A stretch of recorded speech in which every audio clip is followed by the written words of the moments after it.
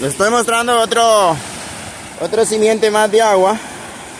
Y esta es una de las corrientadas de agua que baja de la carretera que hay que pasar por aquí. Miren qué ricura de agua. Y le vamos a dar un recorrido por aquí, donde vemos el otro río que une, allá se unen dos ríos. Miren qué bonito. La belleza, la riqueza, sobre todo lo que son las ricas y deliciosas aguas. Miren, lo más bonito.